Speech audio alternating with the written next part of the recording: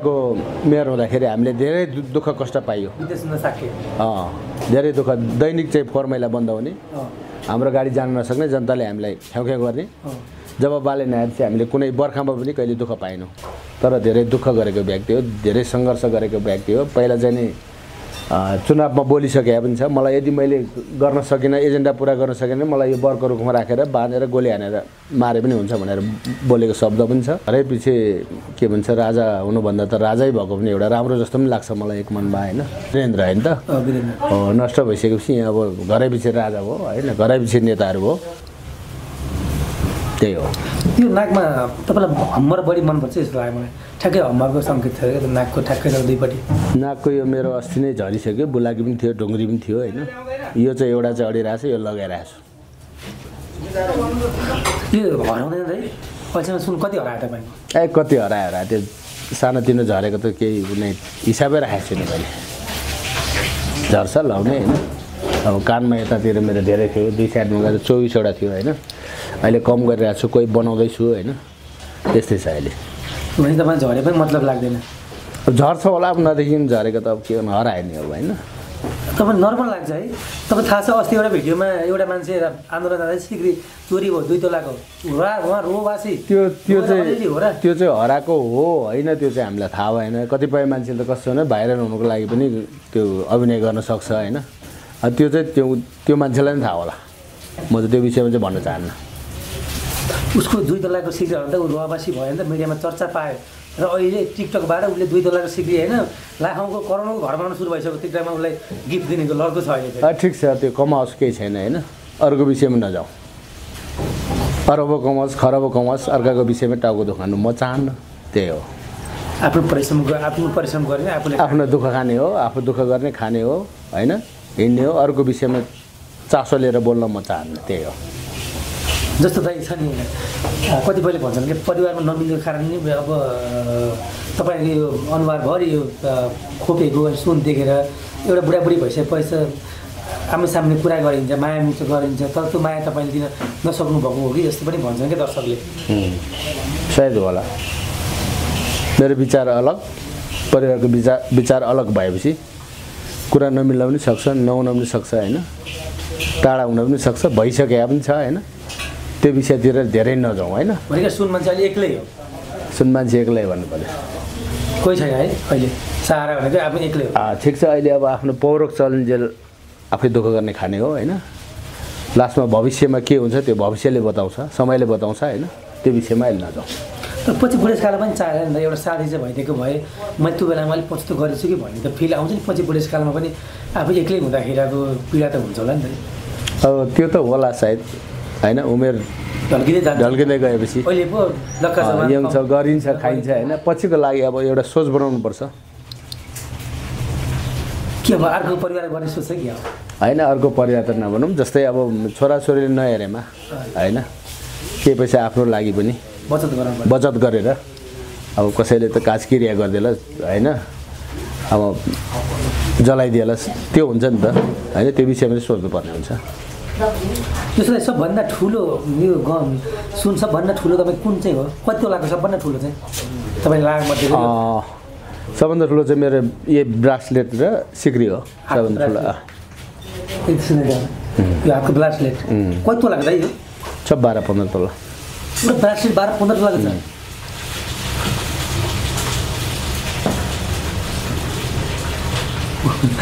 पन्ध्र तोलाको ब्रासलेट लगाएर यो हातमा औँठी 5वटा औँठी छ त। यो के को? यो सुनकै हो त? सबै सुनकै हो। दाहिने हातको शिवलिङ्ग, चाँदी नै चाँदी, त्यही हो।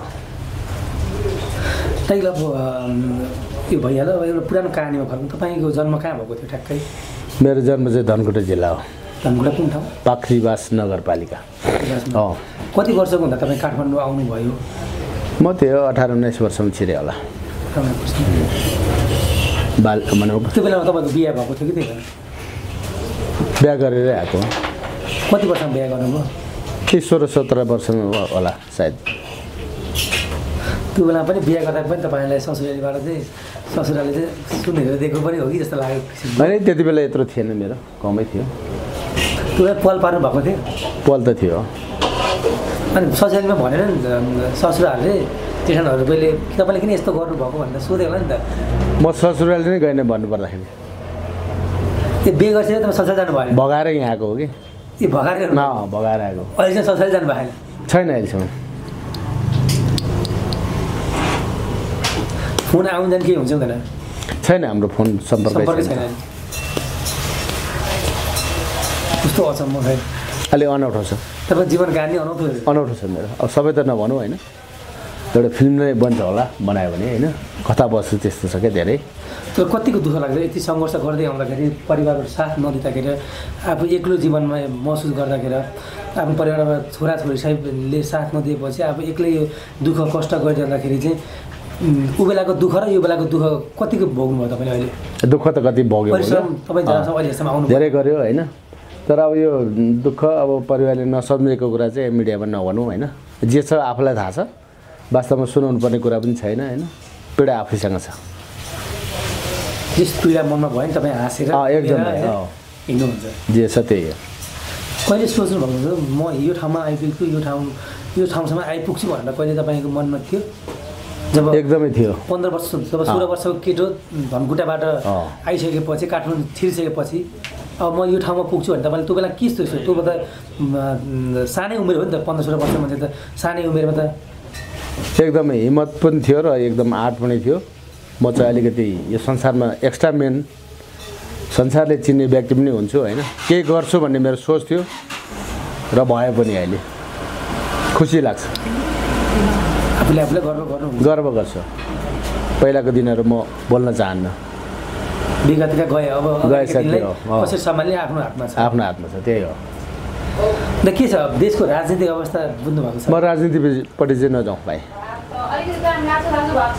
दुःख सुख कुरा भयो होइन ठिक छ यतिमै टुङ्ग्यो बरु मलाई यो राजनीति भने चाहिँ एकदम घिन लागेर आउँछ किन त त्यस्तो घिन होइन यो मलाई यो विषयमा चाहिँ बोल्दै नभनौँ भन्दै नभनौँ नेक्स्ट टाइम भाइसँग भेटौँ भने त्यही कुरा गरौँला ठिक छ जस्तो त्यसमा राजा आउने कुरा चलिरहेको छ नि तपाईँलाई के लाग्छ राजा भइदिएर राम्रो लाग्छ कि यो गणतन्त्रवादी र राजवादीको एक किसिमको दुई बिच भेटभाट भइरहेको छ अब यो घरै पछि के भन्छ राजा हुनुभन्दा त राजै भएको पनि एउटा राम्रो जस्तो पनि लाग्छ मलाई एक मनमा होइन अब यो नेपालको चाहिँ यो कानुन होइन र अर्को कुरो यो राजनीति देख्दाखेरि मलाई एकदम घिन लागेर आउँछ म धेरै विषयमा बोल्न चाहन्न अनि दाइको मनमा नै राजै नै भइदिएदेखि चाहिँ बरु हुन्थ्यो देशका नेताहरूले भ्रष्टाचार गरे बरु राजै हुनुपर्छ भन्ने पनि होइन अर्को कुरो नेताहरू राम्रो भइदिए पनि देश चाहिँ केही हुन्थ्यो भन्ने विचार हो त्यति नै हो जस्तो तपाईँ 15 वर्षदेखि आएका 15 वर्ष जब 18 वर्ष उमेर काठमाडौँ आउँदाखेरिका नेताहरू तिनी होइन त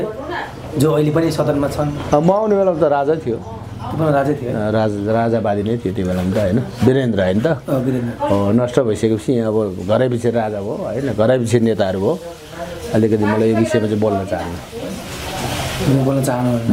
दाइको मनमा नि अलिकति चाहिँ राजा भइदिए चाहिँ हुन्थ्यो जस्तो चाहिँ लाग्यो भनौँ राम्रो थियो भनौँ होइन राम्रो हुन्थ्यो तर गणतन्त्रवादी भन्छन् कि हामीले गर्दा बोल्न पाएँ अहिले जहाँसम्म त्यो बोल्न गणतन्त्र ल्याएको भन्छन् कि अहिले नेताहरू फेरि होइन त्यो त ठिक हो गणतन्त्र राम्रो पनि हो तर नेताहरूले चाहिँ राम्रो काम गरिदिएदेखि हुन्थ्यो भन्ने मेरो विचार हो जनताहरू वक्का भयो क्या अहिले वक्का दिक्क लाग्छ तपाईँले वक्का हुनुभएछ वक्का लाग्छ दाइले सबभन्दा मन पर्ने नेता कोही छ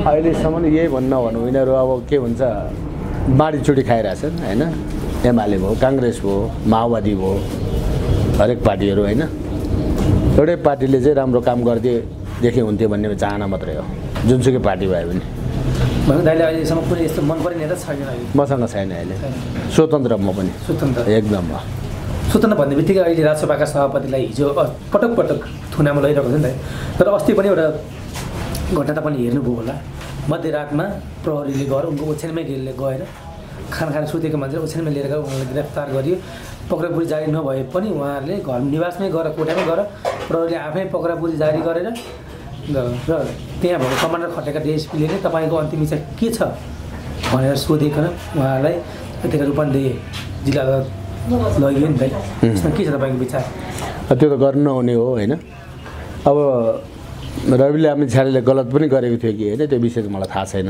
अब यहाँ मैले यसरी चाहिँ रविलाई यसो गर्नुपर्छ रविले यसो गर्यो भनेर मैले भन्न पनि अलि मिल्दैन होइन। त्यही भएर मलाई राजनीति चाहिँ अलिक घिन लाग्छ कि अलिकति देख्दाखेरि त्यही हो। पटक पटक उसलाई तपाईँले सुन्नुभयो कुनामा हालिरहेको छ नि त सरकारले, थाहा छ तपाईँलाई होइन? थाहा छ। तर अस्तिको घटना पनि प्रहरीले अन्तिम हिस्सा के छ भन्दा देशमा जनताको एकदम त्रास भयो क्या। न कतै गएर मदन भण्डारी जस्तै मारिदिने हो कि भन्ने पनि भयो क्या। कतिपय त्यो कुरै गर्छ, मदन भण्डारीलाई नि मारिएको नि त। त्यो पनि हुनसक्छ होइन। यो भनौँ न राजनीतिको विषयमा चाहिँ म धेरै बुझ्न पनि चाहन्न र गर्न पनि चाहन्न होइन। रवि यस्तो सरकार यस्तो भन्दा ठिक नहोला होइन। मैले जाने देखेको अनुसार चाहिँ यति नै मैले देखेँ होइन, यति नै बोल्न चाहन्छु। त्यस्तै अस्ति भर्खर हिजो भर्खर धरानका मेयर हर्क साम्पाङ आउनुभएको छ काठमाडौँ आएर प्रधानमन्त्रीदेखि उपप्रधानसहित गृहमन्त्रीलाई भेट्नुभएको छ। धरानवासीलाई खानेपानीको लागि भनेर आउनुभएको छ। के छ उहाँलाई चिन्नुहुन्छ तपाईँले? म राम्रोसँग चिन्छु, मेरो जिल्लावासी नजिकै छिमेकी पनि हो। हर्क साम्पाङलाई चाहिँ म खुलेर भन्न चाहन्छु, सल्युट हान्न चाहन्छु। यस्तो व्यक्ति चाहिँ सरकारमा आउनुपर्छ र देश चलाउनुपर्छ, अनि मात्रै राम्रो हुन्छ। यस्तो के काम गर्नुभयो? धेरै काम, अब श्रमदानदेखि लिएर होइन, एउटा चाहिँ कुल्ली लेबर जस्तो भएर आफै काम गरेर हिँड्ने व्यक्ति र देशको विषयमा खुलेर बोल्ने, खुलेर काम गर्ने, ठुलो मान्छे नपल्टिने होइन। अब लेबर जस्तो भएर काम गरेर हिँड्ने हुन्छ। म एकदम सपोर्ट र साथ दिन चाहन्छु, यही भन्न चाहन्छु। जस्तै उहाँले पहिला चुनाव उठ्नुभन्दा अगाडि नै भन्नुभएको थियो पानीको एजेन्डा, धरानवासीलाई पानी खुवाउँछु भन्ने उनको एजेन्डा, तर त्यो अहिले पुरा गर्दैछ नि। पुरा होइन, पुरा गरिसक्यो। जनताले पानी खाइसकेको छ, हामीले देखेका छौँ। धरानवासीले पानी खाइसक्यो। पुग नपुग ठाउँमा होला होइन, तर धेरै दुःख गरेको व्यक्ति हो, धेरै सङ्घर्ष गरेको व्यक्ति हो। पहिला चाहिँ नि चुनावमा बोलिसकेका पनि छ। मलाई यदि मैले गर्न सकिनँ, एजेन्डा पुरा गर्न सकिनँ, मलाई यो बर्को रुखमा राखेर बाँधेर गोली हानेर मारे पनि हुन्छ भनेर बोलेको शब्द पनि छ र काम राम्रो गरेको छ एकदम। तपाईँ सब जिल्लावासी पनि हो? जिल्लावासी छिमेकी मेरो हो। तपाईँ फुल सपोर्ट छ? एकदम फुल सपोर्ट छ।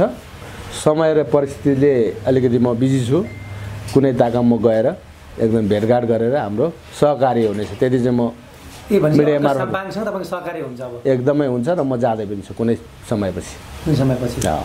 उहाँले एउटा इन्टरभ्यू भन्नुभएको थियो कि म देशको प्रधानमन्त्री भएँ भने पनि म पिएसओ लिएर हिँड्दैन, म प्रहरी लिएर हिँड्दैन, म एक्लै हिँड्छु, म गाडीमा हिँड्दिनँ, म बाइकमा हिँड्छु भन्नुभएको थियो। भनेको छ त एकदमै। म राजा भयो भने म बोल्दिनँ धेरै पनि भनेको छ, मैले सुनेको छु। र यो आन्दोलनमा मर्ने अस्ति मरेको छ नि एउटा पत्रकार होइन, त्यो विषयमा उहाँले के भनेको छ भने गुवा रुएको पनि देखेको छु मैले। देश र जनताको माया गर्ने व्यक्ति चाहिँ हर्क साम्पाङ हो। हर्क साम्पाङ एकदमै हो। तपाईँको नजरमा हर्क साम्पाङ देशको के भइरहेको चाहिँ हुन्छ जस्तो लाग्छ? देशको नेता हुनु पर्यो, देश चलाउनु पर्यो, अनि मात्रै राम्रो हुन्छ। कतिपयले भन्छन् क्या हर्क साम्पाङ बोली मात्र हो, धेरै बोलिने हो, हार्मोनियम बजाएर बस्ने हो, गिटार बजाएर बस्ने हो भन्छन् क्या। कहाँ हुनु, काम गरेर जनता सबैले देखिरहेछ त, त्यसरी बोलेर हुन्छ। हर्क साम्पाङ धेरै राम्रो व्यक्ति हो। पछिल्लो समय अस्ति एकबार गायत्री पनि लिएर आउनु भएको थियो नि उहाँले, थाहा छ। आउँदाखेरि एमालेका नेता महेश बस्नेतले हर्क साम्पाङले कुच्चीको गायत्री बोकेर सिंहदरबार छिरे भनेर कटाक्ष नै गरेका छन् क्या। त्यो भुकिया मात्रै हो, काम गर्ने केही पनि होइन, गर्ने मान्छेले गरिरहेछ होइन। अब भन्नेले जेसुकै भनोस्, त्यो मतलब भएको कुरा होइन। भनेको देशमा गर्ने मान्छेलाई गर्न दिँदैन, त्यही हो, माथि जान दिँदैन क्या, माथि दिँदैन एकदमै। के छ हर्क साम्पाङ र बालेन शाहको सहकार्य हुन्छ कस्तो लाग्छ? बालेन शाह र हर्क साम्पाङको सहकार्य हुन्छ, बात हुन्छ, केही न केही हुन्छ, केही न केही हुन्छ। त्यसमा सुन मान्छेको पनि आबद्ध हुन्छ केही न केही। एकदमै हो, मैले सकेसम्म। भनेको बालेन शाह पनि तपाईँलाई कस्तो लाग्छ तपाईँको नजरमा? एकदम ठिक हो, मेरो लागि राम्रो व्यक्ति हो एकदमै। अब मेरै विषयमा जोड्यौँ न, पहिलाको मेयर हुँदाखेरि हामीले धेरै दुःख कष्ट पाइयो, धेरै दुःख। दैनिक चाहिँ 4 महिना बन्द हुने, हाम्रो गाडी जान नसक्ने, जनताले हामीलाई ख्याउख्याउ गर्ने। जब बालेन आएर चाहिँ हामीले कुनै बर्खामा पनि कहिले दुःख पाएनौँ। फोहोरको लागि एकदम इनफ आनन्द, कुनै दिन गाडी रोकेन। बालेन शाहलाई पनि सल्युट गर्न चाहन्छु, धन्यवाद। तर कतिपयले भन्छन् क्या गाँजा खाएर इसाराले हो, गाँजा खाने हो यो भन्नेले देख्नुहुन्छ उनको इसारा? होइन, भन्नेले जे पनि भन्छ कि देशका नेताहरूलाई उहाँले म टुकुचामा गाडिदिन्छु भनेका छन्। गाडिदिन्छु भनेको छ, फोहोर सिंहदरबारमा खसाइदिएको छ। आँट हिम्मत छ, दम छ। एउटा काठमाडौँको मेयरले कि यत्रो देशको सिंहदरबार सरकारलाई हल्लाइरहेको छ। त्योभन्दा के अरे नेताहरूले पनि बुझिसक्यो होला नि त होइन, देखिसक्यो, सरकारलाई हल्लाइरहेको छ। हल्लाइरहेको छ। ठिक हो, यस्तो मान्छे चाहिँ आउनु पऱ्यो क्या देशमा, हाम्रो नेपालमा, अनि मात्रै केही हुन्छ। बालेन्द्रहरूको भइदियो भने देशमा केही न केही हुन्छ, गर्छ पनि। 84मा के छ दाइको पनि के राजनीतिमा आउने सङ्केत हो? होइन, मैले सोच बनाएको छैन यो विषयमा, अब त्यो बेलामै हुन्छ जे हुन्छ। तपाईँ र हर्क सामाङको सहकारी भयो भने त केही होला नि फेरि? केही होला सायद, त्यो चाहिँ पछि सरप्राइज, त्यो सरप्राइज हुन्छ र भविष्यले बताउँछ। यही भन्न चाहन्छु भाइ।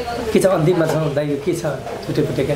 अब ठिकै छ, म अहिलेसम्म चलिरहेको छु, चलेसम्म चलाउने हो जिन्दगी होइन। दर्शकले सोध्छन् कि कहाँ हराएको पनि छ त कहाँ भन्नु? म हराएको छैन, कतिपयले भन्छ मिडियामा देखेन भनेर। म कामको व्यस्तताले के अरे काममै व्यस्त छु र धेरै मिडियामा आउन पनि नचाहेको। म आज भाइसँग भेट भइहाल्यो, बेलुका आऊ भाइ पनि भने मैले होइन, म दिने सोचमै थिइनँ होइन, तर 2 शब्द बोल्न पाएँ, धन्यवाद यही भन्न चाहन्छु सबैलाई।